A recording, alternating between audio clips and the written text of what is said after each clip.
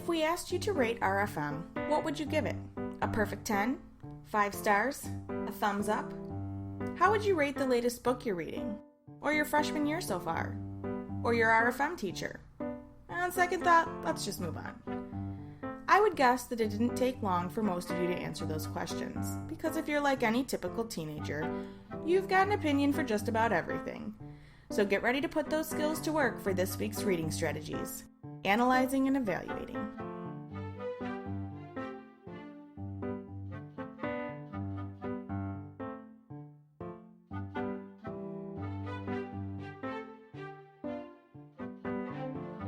What is analyzing and evaluating? This week's lesson is technically a two-parter. We're going to talk about the relationship between analyzing and evaluating.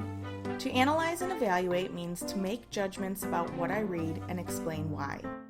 When we evaluate, we are making a judgment, forming an opinion, or giving a rating. We are actually practiced at evaluating because we probably do it hundreds of times a day when we're making choices. When we decide whether or not to buy something, or whether or not to change a channel, and even when we decide to like or share something on social media. In fact, sometimes the more difficult part of the job is not deciding how we feel, but why we feel that way. And that's where analyzing comes in. When we analyze, we look at certain details so that we can explain why we formed a particular opinion. If we are deciding whether or not to buy an item at the store, we will probably think about whether it's a want or a need, whether the price is fair, and how good of a job it'll do doing whatever it does. When we're reading, we typically don't have much trouble deciding whether or not we like a book. However, it's common for students to have a difficult time explaining why they like or dislike a book. We need to move beyond saying that it was good or bad, and the same goes for saying it kept me interested or it was boring. Instead, we need to think about the different parts of the book: the title, length, vocabulary, images, organization, and ideas, to really understand why we would evaluate the text the way we would. Why is it important to analyze and evaluate? One reason we need to practice analyzing and evaluating is a simple fact. Not all texts are well written or worth reading. For example, think about the internet.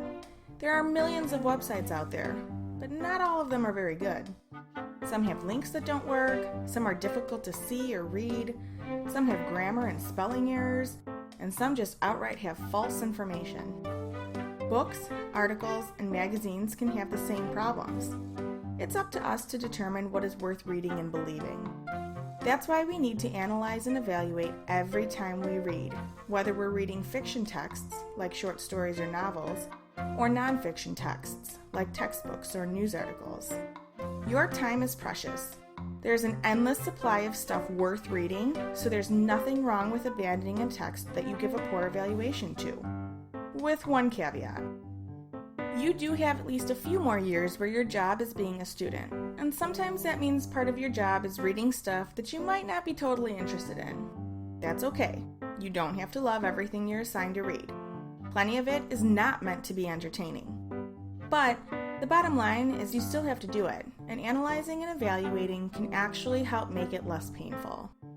If you're reading a piece of nonfiction that's meant to inform or educate you about something, like in a textbook or a scholarly article, you should be analyzing and evaluating two things while you read. First, what is the text trying to teach you and why? And second, are you learning that, and how do you know? If you're reading a piece of fiction for class, like a short story or novel, you should be analyzing and evaluating whether or not you like it. I promise that your English teacher would love nothing more than for you to read the text and come prepared to argue why you loved it or hated it. If you've analyzed the different parts and can articulate, or clearly explain, your opinion, it would likely lead to a great class discussion. So even though you probably shouldn't abandon a text you're assigned to read for class, use your analyzing and evaluating skills to make the most of it. Lastly, analyzing and evaluating texts can help us to be better readers and improve our self-awareness, which helps us understand our literate identity, or who we are as readers. The more we read, the more we should figure out what genres we like and don't like, which authors keep us interested and which don't, what topics we are drawn to and which we should avoid, and what is both easy and hard for us to read. If you're the type of reader who has trouble finding a good book to read, or find it difficult to finish a book, then it would probably help you a lot if you focused on analyzing and evaluating what you read. You might discover that what you thought you liked doesn't really hold your interest, and understanding that can help lead you to stuff that will be worth reading. How do we effectively analyze and evaluate? Evaluating was one of the first strategies you used in the reading process when you passed by hundreds of books and picked just one to take and read. And unless you picked a random book off the shelf without looking at anything, even the title, then it's likely you analyzed the book first based on the title, genre, summary, or recommendation. We want to make sure that that analysis and evaluation is not the last you'll do during the reading experience. You should analyze and evaluate what you're reading continuously every time you read to help you make decisions about things like whether to keep reading, whether you agree with the information, or how you feel about the information. Here are some other ways to look at analyzing and evaluating a text. Give an opinion with reasons. Rate it and explain why. Form an argument and support it with evidence. Determine if it's effective and support it. Critique it and support with examples, or agree or disagree and explain why. If you do any of these things, rate, argue, agree, disagree, and back it up with reasons, support, evidence, or examples, then you are analyzing and evaluating. It's important that anytime you evaluate something, you are able to explain why you evaluated it that way. If this is difficult to put your finger on in the beginning, then you might need to train your brain how to think. To do this, you can break down and examine the different parts of the text to figure out which part made the biggest impact on your evaluation. Was it the ideas or plot? The pace? The vocabulary or descriptions? The length? Was it too predictable or too improbable? The easiest way to train your brain to do this is to include the word because at the end of your evaluation. I loved it because, I hated it because, I agree because, I disagree because. And while we're at it, let's take a minute to talk about what comes after the because. As high school students, it's important that you challenge yourself to incorporate higher level vocabulary into your work. So let's make it a general rule that any evaluation we give from here on out needs to go beyond stating that something is good or bad. Here are some ideas of stronger adjectives you could use, but there are certainly many others that are just as acceptable. Instead of good, try entertaining, action-packed, engaging, surprising, original, effective, helpful, clear, or unambiguous. Instead of bad, try confusing, slow, predictable, improbable, unoriginal, ineffective, useless, vague, or too general. Think about the book you're currently reading. Could you use any of these stronger words to analyze and evaluate it? Could you give a reason or example to explain why you chose that word? If you did, then you're well on your way to mastering this week's strategy. What are some examples? Now that we have a good idea of what analyzing and evaluating is, why it's important, and how to use it, let's take a look at some examples. Look at the opening to a classic piece of American literature, The Adventures of Huckleberry Finn by Mark Twain. The narrator of this book is the main character, Huck Finn. You don't know about me unless you've read a book by the name of The Adventures of Tom Sawyer, but that ain't no matter. That book was made by Mr. Mark Twain, and he told the truth, mainly. There was things which he stretched, but mainly he told the truth. That is nothing. I never seen anybody but lied one time or another, unless it was Aunt Polly, or the widow, or maybe Mary. In this opening, Huck, who is a fictional made-up character, talks directly to the reader and says that he knows Mark Twain wrote another book about him, that the author mostly told the truth in that book, and that most people lie. Let's practice using our reading strategies. How would you analyze and evaluate this opening? Do you think this is an effective way to start a novel? And why? Remember, there is no right or wrong answer here, but here are some things you could have said. If you said it was effective, you might have said that it feels very realistic since Huck says people tend to lie here and there. Or you could have said that it's interesting that the main character recognizes that he's in a book. Or that it makes sense for Huck to be the one telling the story since the book is about his adventures.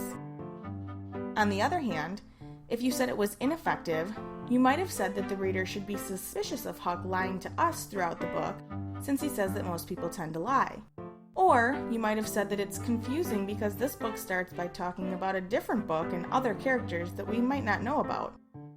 Or that it's not a very exciting opening for a book that's supposed to be about adventures. It's okay if you had a different opinion. What is important is that you were able to support your opinion with a reason. Let's try again. This time, read the following information from a brochure you might find in a business class. Analyze and evaluate the information to form your own opinion. Credit cards work by allowing you to charge a purchase to the account without having to pay in cash up front. You are basically borrowing money from the credit card company to pay. The amount you are allowed to borrow can range anywhere from a couple hundred to several $1,000s. There are two options for paying your bill each month. You could make a minimum payment, which means you pay a small percentage of the total. If you make the minimum payment, then your account is considered in good standing, but the company will also charge you interest on what you didn't pay. This is one way how the company makes money. The percentage you are charged changes from card to card, but the average is 15%. This amount is added to your total for the next month. On the other hand, if you pay off the entire amount that you owe for that month, then you won't be charged any interest. You just pay the amount you borrowed. However, since the company doesn't make any money from interest, some credit cards also charge you an annual fee that you pay once per year. This means that you owe the company anywhere from $25 to over $100 just for having an account, whether you use it or not. Based on this information, analyze and evaluate whether or not this would be a good time for you to get a credit card. Remember to give your opinion and provide reasons to support it. Regardless of your opinion, you should have spent some time analyzing whether you have a need to borrow money through a credit card, as well as whether or not you have an income to pay your bill each month, and whether or not you are willing to pay a credit card company to use their card. If you use this information to make a decision, then you analyzed and evaluated the information provided. Recap. Analyzing and evaluating means to make judgments about what we read and explain why. Whether we're rating, forming an opinion, or deciding whether or not we agree, we need to be able to explain why with reasons, examples, or evidence. To do this, we can add the word because at the end of our evaluation. We should analyze and evaluate every time we read, for both fiction texts, like novels and short stories, and nonfiction texts, like textbooks and news articles. And we should make an effort to use strong words beyond good, bad, boring, or interesting. That wraps up our flipped lesson on analyzing and evaluating. If you have any questions about these strategies, feel free to watch all or part of the video again, or ask your teacher when you return to class.